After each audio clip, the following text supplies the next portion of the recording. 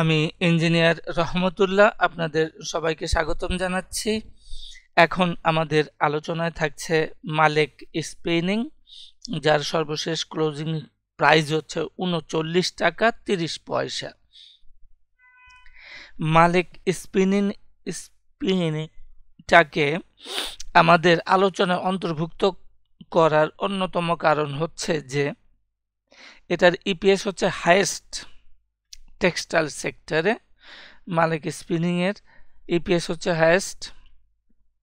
আরেকটা কারণ হচ্ছে যে এটা মালেক স্পিনিং এর ইপিএস হঠাৎ করে ভালো হয় নাই। এটার ইপিএস এর মধ্যে মোটামুটি একটা কনসিস্টেন্সি আছে। তারপরেও দেখা যায় যে আমাদের প্রাইস অ্যাকশন মোটামুটি ভাবে একটা দীর্ঘমেয়াদী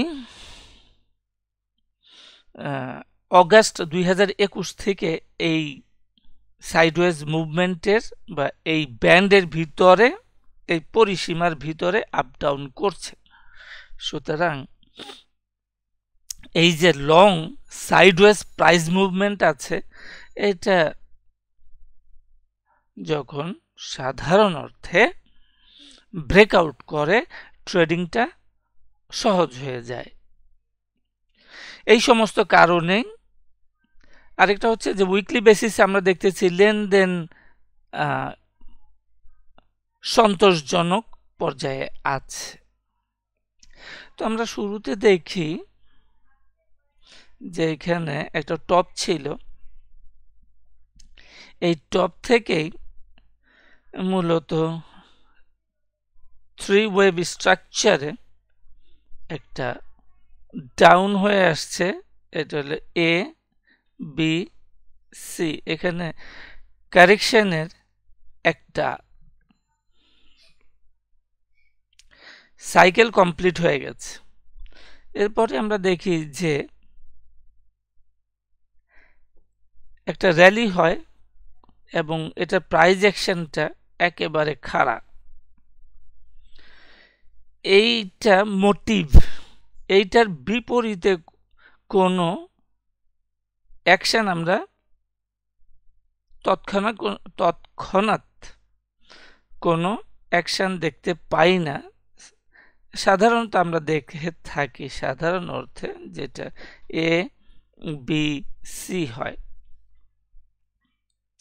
তাহলে মূল কথা হইল এই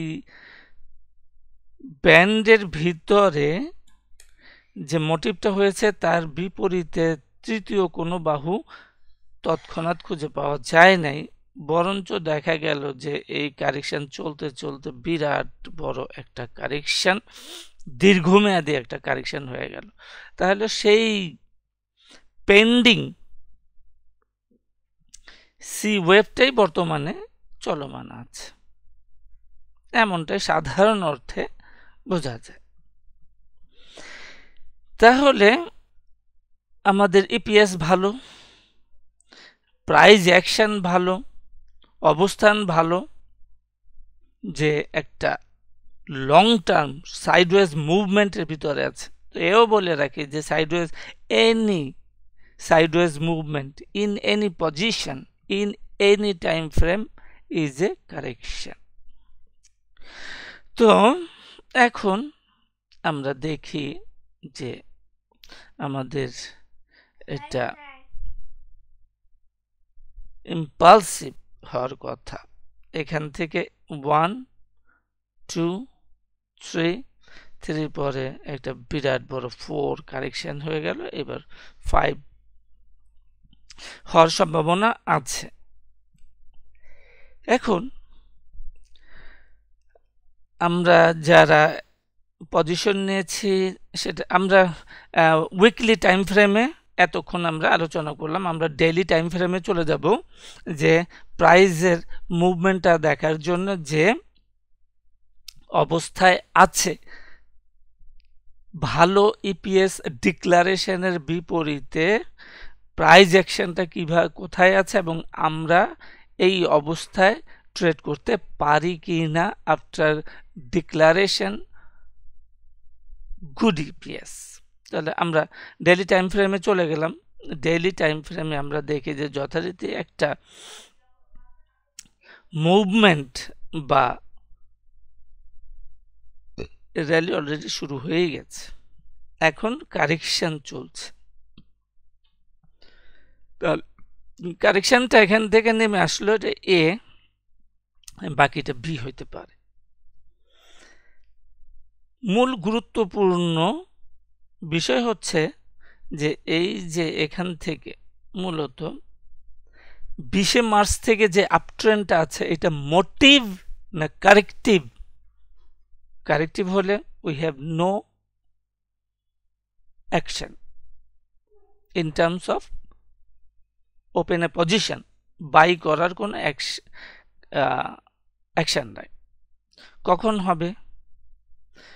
এটা মোটিভ হইলে পরে আমরা যারা অ্যাকশন নিয়ে ফেলেছি তাদেরটা হোল্ড করা যায়, কিন্তু যারা নিউ এখনো বাই করি নাই তাদের জন্য রক্ষা কবচ হচ্ছে এই চ্যানেল। এটাকে আমরা লাল রং করে দিই, এই রেড চ্যানেল যেটাকে আমরা বলি কারেক্টিভ চ্যানেল। এই কারেক্টিভ চ্যানেল ভাঙলে পরে, কেবলমাত্র ভাঙলে পরে আমরা এন্ট্রি দিতে পারি। তো আমরা সেক্ষেত্রে দেখব যে আমাদের আগের যে টপ আছে অথবা একটা ব্যান্ড ছিল আমাদের প্রাইস অ্যাকশনটা, সেই সমস্ত জায়গাতেই, তাহলে এটা আমাদের একটা রেজিস্ট্যান্স।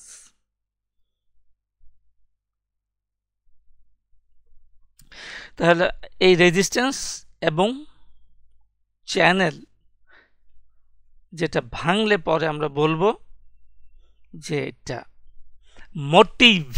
মোটিভ মানে হচ্ছে যে প্রাইস অ্যাকশন মূল ট্রেন্ড বরাবর যখন চলে তাকে আমরা বলি মোটিভ, আর যখন মূল ট্রেন্ডের বিপরীত ক্রমে চলে তখন আমরা বলি কারেক্টিভ। যেমন এইখানে আমরা এই টপ থেকে নিচের দিকে মূল ট্রেন্ড ছিল, উপরের দিকে এই মূল ট্রেন্ডের বিপরীত দিকে কাজ করেছে, সুতরাং এটা ছিল মূল ট্রেন্ড। র্যালির বিপরীতে কাজ করেছে, সুতরাং এটা কারেক্টিভ। তাহলে আমরা ডেইলি টাইম ফ্রেমে যে বুলিশ অবস্থা দেখলাম সেটা কি এখনই শুরু হয়ে গেল কি না সেটা কে বলে দিবে? এই রেড চ্যানেল, এখন ব্ল্যাক চ্যানেলটাই বলে দিবে যে আমাদের এটা মোটিভ কিনা, আমাদের এন্ট্রি দিব কিনা। এটা ভাঙতে পারবে শুধুমাত্র মোটিভ, অর্থাৎ যে প্রাইস অ্যাকশনটা মেইন ট্রেন্ড বরাবর চলে সে হলো মোটিভ, সেই ভাঙতে পারবে। কারেক্টিভ এটা ভাঙতে পারবে না। আর গতানুগতিক রেড যে রেজিস্ট্যান্স আছে এটা মোটামুটি এক্স্যাক্টলি 44 টাকা 10 পয়সাতে। তাহলে এই বাধা না পেরোলে পরে এটা ট্রেড করে শান্তি পাওয়া যাবে না, এমনটাই আমাদের ব্যাখ্যা বিশ্লেষণে থাকলো। আর ইন এনি কেস আমাদের প্রাইস যেটা হলো ভ্যালিডিটি of this